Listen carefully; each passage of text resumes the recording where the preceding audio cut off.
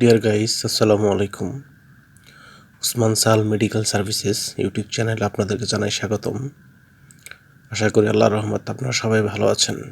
বন্ধুগণ, আজকের ভিডিওতে আমি আপনাদেরকে তীব্র ব্যথা বা ব্যথানাশক মেডিসিন সম্পর্কে আলোচনা করব, যেটি হাড়ের ব্যথা, কোমর, অস্ত্রোপচার পরিবর্তী সহ অসংখ্য ব্যথানাশক হিসেবে কাজ করবে এবং এটি একটি অ্যান্টিবায়োটিক ওষুধ, যেটি ডাক্তারের পরামর্শ ছাড়া খাওয়া যাবে না।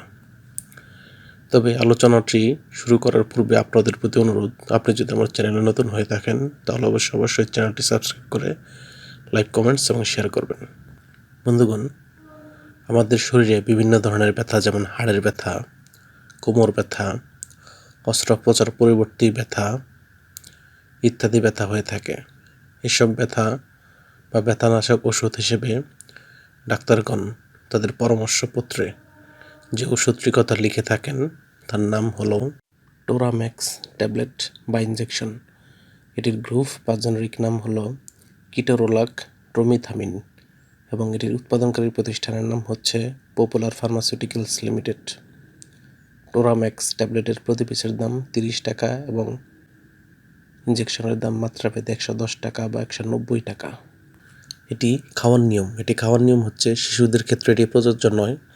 অন্যদিকে প্রাপ্তবয়স্কদের ক্ষেত্রে ডাক্তারের পরামর্শ অনুযায়ী 10 মিলিগ্রামের ট্যাবলেট দিনে 3 থেকে 4 বার অথবা ডাক্তার যেভাবে বলবে সেভাবে সেবন করতে হবে।